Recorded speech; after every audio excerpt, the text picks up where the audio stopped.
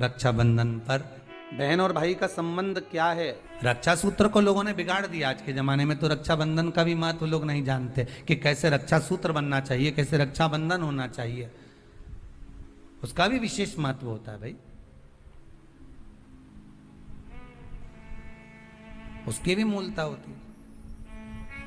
फिर कहेंगे जब रक्षाबंधन का त्यौहार आता है ना, हिंदू सनातन धर्म के जितने त्यौहार आते हैं उस समय पर कोई ना कोई बात सामने आ जाती है। फिर कोई कहेगा भद्रा लगा, कोई कहेगा ये लगा, कोई कहेगा वो लगा। निवेदन करेंगे, सनातन हिंदू धर्म के त्योहारों को कई बार विभाजित करने का प्रयास किया जाता है, पर आपका जिस दिन दिल कर जाए और जिस दिन तुम्हारा मन दिल से भगवान शंकर की अविरल भक्ति की ओर जुड़ जाए, उस दिन श्री शिवाय नमस्तुभ्यम कहकर, ओम नमः शिवाय कहकर भगवान का नाम लेकर तुम कुछ भी काम करोगे वो सफलता ही देगा। कभी गलत कर्म नहीं, आपको विघ्न की ओर नहीं पटकेगा, वो आपको तकलीफ की ओर नहीं पटकेगा। राखी पर रक्षा सूत्र बांध रहे हो, राखी पर राखी बंधवा रहे हो, श्री शिवाय नमस्तुभ्यम बोलकर बांधो तो बहन का भी कल्याण और भाई का भी कल्याण हो, बहन का भी कल्याण और भाई का भी कल्याण। इतनी सुंदर बात है। नारियल जो बहन भाई को देती है, श्रीफल हाथ भरा हुआ रखती है, भाई को बहन जब श्रीफल देती है तो भाई वही श्रीफल अपनी बहन को कुछ दक्षिणा अर्थात कुछ रुपया रखकर, कुछ भेंट रखकर, कुछ स्वरूप रखकर, जब बहन इतनी दूर से आई वही श्रीफल भाई फिर बहन को दे देता है, ये ले तू ले जा, तू रख ले। पर बहन उस श्रीफल को लेकर नहीं जाती है। बहन क्या कहती है, नहीं नहीं तुझे रखना पड़ेगा, तू रख। तो दो चीज में से जब श्रीफल भाई भेंट रख कर देता है अपनी बहन को, तो बहन श्रीफल वहीं भाई के घर छोड़ देती है, भेंट का कुछ भाग लेकर चल देती है। ये बहन का प्रभाव। और एक बात कहूंगा आज रक्षाबंधन पर, आपको अच्छी लगे तो आप स्वीकार करना, ना लगे तो आप छोड़ देना। वैसे भी सीहोर वाला महाराज ताड़ी तड़ी बोले ही बोले है, उसमें क्या दिक्कत? तो बोलने में तो कोई पीछे हटूंगा नहीं। एक निवेदन आप सबसे करूंगा, आपको अच्छा लगे अपने जीवन में उतारिएगा, ना लगे कोई बात नहीं, छोड़ दीजिएगा, पर उतारना जरूर।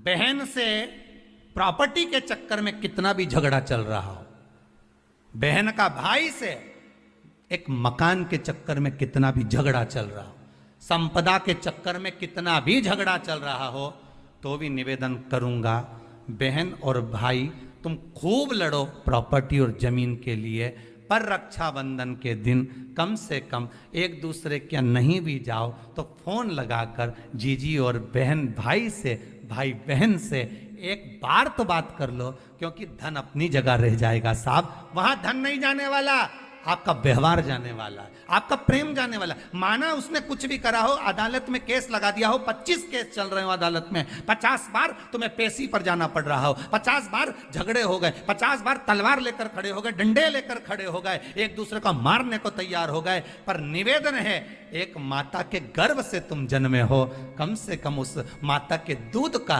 फर्ज अदा करो। और एक बार कितना भी झगड़ा हुआ हो, इस आस्था चैनल के माध्यम से आज रक्षाबंधन के दिन भले राखी बंधवाओ मत बंधवाओ, पर एक फोन लगाकर तो पूछ लो जीजी कैसी है, कब आएगी बता, या बहन भाई को कह दे रे कैसा है, भूल गया क्या मुझे, भाई भी कह दे लड़ाई की बात मत करना, आज के दिन बस प्रेम की बात करना कि कम से कम बहन का फोन तो आया।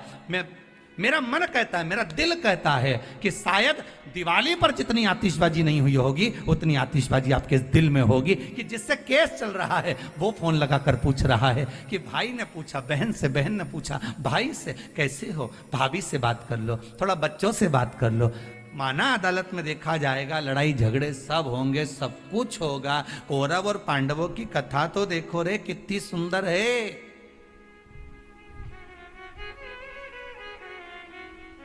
कितनी सुंदर है।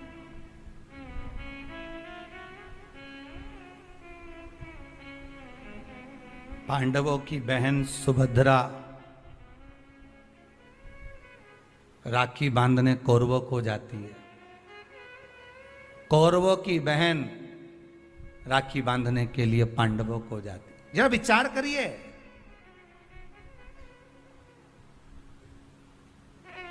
क्या युद्ध के मैदान में लड़े नहीं? क्या युद्ध के मैदान में मरे नहीं? युद्ध अपनी जगह पर है। एक फोन रक्षाबंधन के पहले अपनी अपनी ननंद के पास जरूर लगाओ और फोन लगाकर बोलो, जीजी कब आएगी तू? सुन, साड़ी माड़ी लेकर मत आना, या अलमारी भरी पड़ी है, मेरी साड़ियां पहन लेना। क्यों? किस लिए? कारण क्या है? क्यों? माता लक्ष्मी जी ने जाकर राजा बलि की धर्म पत्नी के वस्त्र को क्यों लिया था? लक्ष्मी जी के भाई हैं राजा बलि, क्यों लिया? ऐसा वस्त्र में क्या था? क्यों कहा जाता है जीजी मेरी साड़ी पहन लो? क्यों भाभी कहती है ननन से, लो मेरी साड़ी पहन लो, लो मेरी साड़ी पहन लो? क्यों कहती है? 3 काल को हरने वाले होते हैं। पहले नंबर पर संत, ब्राह्मण, साधुजन, गुरुजन जब तुम्हारे दरवाजे पर आते हैं तुम्हारा काल हर लेते हैं। दूसरे नंबर पर है गौ माता। गाय को जब हम रोटी देते हैं गौ माता हमारे काल को हर लेती है। तीसरे नंबर पर है बहन बेटी, जब हमारे यहाँ आती है और हम कह देते हैं जीजी ये मेरी साड़ी है पहन लो, घर से साड़ी लेकर मत आना, जब हम उसको साड़ी को दे देते हैं तो एक ननन बहन बेटी ऐसी होती है जो अपने भाई के घर के काल को भी हर लेती है, वो बहन बेटी होती है। पर आप में से कई माता ऐसी भी बैठी है जो अपनी एक साड़ी नहीं दे, और अगर ननन पहन लेना तो 25 बार के बता दे, जी जी मेरी है,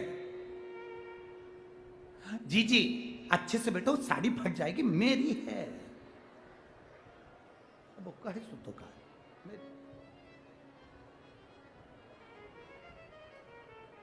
करो तैयारी, अपने अपनी नंदों को, अपनी अपनी बहन बेटी को रक्षाबंधन से पहले एक फोन लगाकर कहना, जीजी तेरी याद आ रही है, आजा जरा जल्दी आना, 2 दिन पहले आना, अपने बच्चों को लेकर आना और हमारे घर का भंडार भर कर जाना। तेरे आने से हमारा भंडार भरा है, तेरे आने से हमारा भंडार।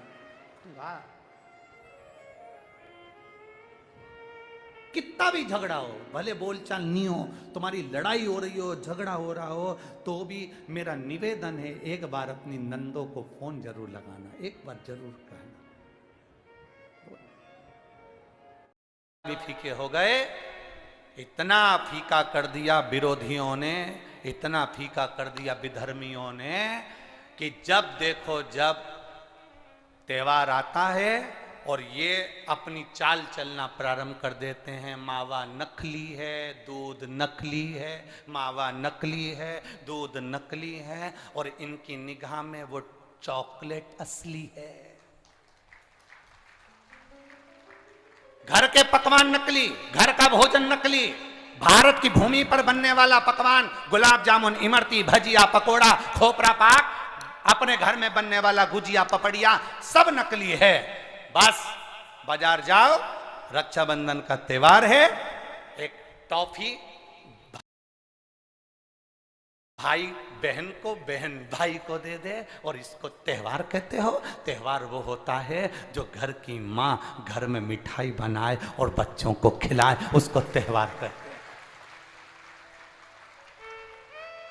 फीका कर दिया त्योहारों को। जो भी त्योहार आते हैं या तो 2 हो जाएंगे, 3 हो जाएंगे, या फिर इतने छोटे हो जाएंगे कि उसमें आप विचार करते रहोगे कि मैं कल मनाऊं कि परसों मनाऊं। बस इसी विचार में पड़ते रहेंगे, और हमारा सनातन धर्म का जो हमारा एक आनंद है, हमारे जीवन का जो सुख है, त्योहार का जो उत्साह है, त्योहार का, जन्माष्टमी आती थी पहले लोग ऐसी जन्माष्टमी मनाते थे, रामनवमी आती थी पहले रामनवमी मनाते थे, रक्षाबंधन आता था पहले रक्षाबंधन खुशियों से मनाते थे, जब होली आती थी होली खुशियों से मनाते थे, दिवाली आती थी, दिवाली खुशियों से मनाते थे, संक्रांति आती थी, संक्रांति खुशियों से मनाते थे। जितने त्योहार आते थे एक आता था और उसमें उत्साह, उमंगता, आनंदता होती थी। आज के जमाने में इतना इतना बांट दिया, इतना इतना बांट दिया कि त्योहार को भी 2-4 कर दिए तो लोग विचार में पड़े रहते हैं। अब करें तो करें क्या, अब विचार करें तो करें क्या। टॉफियों को इतना जरूरी बता दिया कि घर में मेरी माताओं के हाथ की बनी हुई गुलाब जामुन, खोपरा पाक, गुजिया और पपड़िया कोने में पड़ा रहता है और वो टॉफी एक मूल हो जाती है, एक चॉकलेट मूल हो जाती है। और हम समझ नहीं पा रहे विधर्मियों को, हम सोच नहीं पा रहे कि हमारे सनातन धर्म पर कुठार प्रहार है ये, हमारे सनातन धर्म को नष्ट करने का प्रहार है ये। त्योहारों पर कौन सा एक, किसी ने बता दिया कौन से शास्त्र, कौन से वेद और कौन से पुराण में लिखा है कि त्योहार पर बहन भाई को तिलक लगाए तो टॉफी खिलाए, चॉकलेट दे। यह हमारा सभ्यता, हमारी संस्कृति और हमारा संस्कार नहीं है।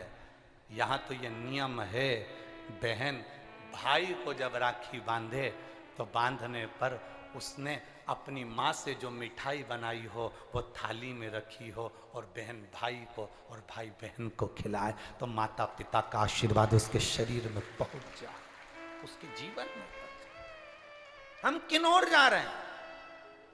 और हम चिल्ला चिल्ला कर कह रहे हैं धर्म की अधर्म का, प्राणियों में विश्व का हो गया। सीधी बात। हम जा कहां रहे हैं? हम किस पथ की ओर, हम किस मार्ग की ओर जा रहे हैं?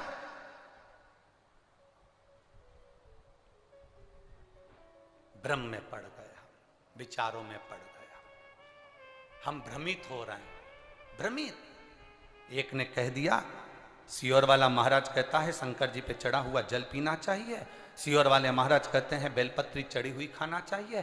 फिर कहीं का आ गया जिसको सियोर वाले महाराज का विरोध करना था, उसने कह दिया ना जल पियो ना बेलपत्री खाओ, नहीं तो तुम्हारा जीवन ऐसा हो जाएगा। ये विरोध शास्त्र का नहीं है, ये सियोर वाले महाराज का है कि इन्होंने अगर बोला है तो उसका विरोध करना, इन्होंने बोला दुर्वा चढ़ाओ उसका विरोध करना, इन्होंने बोला चावल चढ़ाओ इसका विरोध करना। और दुनिया के लोग उनके झाले में पड़ जाते हैं। हमारा नियम निवेदन है, ना तुम सीहोर वालों की मानो ना तुम किसी की मानो। गीता प्रेस गोरखपुर की शिव पुराण बाजार से लेकर आओ, उसको दिल से धीरे धीरे पढ़ो, उसमें सब मिल जाएगा तुमको जो सीहोर वाला अपनी व्यासपीठ से बोलता है। ब्राह्मण, साधु, संत और बहन बेटी, ये 3 काल का हरण करती है, इसलिए इन तीनों की महत्वता। जब ये राखी जो बनती है ना, ये रक्षा सूत्र जो तुमने बांधा है, जो मोली जो बांधते हैं, कलेवा जो बांधते हैं, ये रक्षा सूत्र बहुत दिन तक जब बंधा रहता है, बंधा रहता है, बंधा रहता है, पूरा समय 8 महीने, 9 महीने, 6 महीने, 4 महीने, 3 महीने, जितना भी आप लोग बांध कर रखते हैं, जितना भी 8 दिन, 15 दिन, 20 दिन, जब तक आप बांध कर रखते हैं, उसके बाद में इसको खोलने के बाद कहाँ डाला जाता है?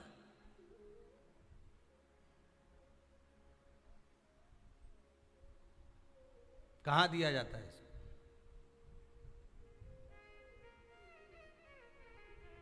वो रक्षा सूत्र को कहां डाला जाता है? तो कहते हैं जिस स्थान पर गाय को बांधा जाता है, जिस स्थान पर गाय को बांधा जाता है, उस स्थान पर इस रक्षा सूत्र को ले जाकर एक और किसी भी खूंटे से गाय के, या गाय का जो ग्वाड़ा होता है, गाय जहाँ बंधती है उस स्थान पर कोई कील लगी हो, कोई खूंटा लगा हो, उससे इस रक्षा सूत्र को खोलकर बाद में बांध दिया जाता, वहां रख दिया जाता। क्यों, किस लिए रखते हैं, क्यों जोड़ा गया इसको? हिंदू धर्म में रक्षा सूत्र को गाय से क्यों जोड़ा गया? उसका कारण केवल इतना है कि गौ माता, जब तक आपने रक्षा सूत्र बांधा, इसके बाद रक्षा सूत्र आपने अगर गौ माता के उस ग्वाड़े में कहीं ले जाकर बांध दिया है, दे दिया है, रख दिया है, 33 कोटि देवता गौ माता के भीतर विराजमान होते हैं, 33 कोटि देवता गौ माता के भीतर रहते हैं। और केवल ये जो ये गाय जहां बंधती है, गौशाला जो होती है ना, गाय जहां बनती है, जहां पर गौ माता निवास करती है, हम तो कहते हैं लोग वृंदावन किससे मिलने जाते हैं? जम के बोलिए जरा। भगवान कृष्ण से, ठीक है। और भगवान कृष्ण किसको चराने जाते हैं? गौ माता। मतलब तुम कृष्ण जी के पीछे और कृष्ण जी गौ माता के पीछे।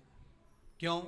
तो उसका सीधा सीधा प्रसंग है कि गाय के ग्वाड़े में, गाय के उस आंगन में, गौशाला आदिक में जहां गाय बनती है, उस जगह पर अगर आपने रक्षा सूत्र बाद में बंधने के बाद 8-15 दिन, महीने बाद, 2 महीने, 4 महीने, 6 महीने, 8 महीने के बाद में आपने वहां बांध दिया, रख दिया, तो जिसके हाथ में बंधा होता है उसकी रक्षा स्वयं गौ माता में विराजमान 33 कोटि देवता करते हैं। उसकी रक्षा का सूत्र फिर वो संभालते, फिर वो आपके नहीं, फिर वो संभाले।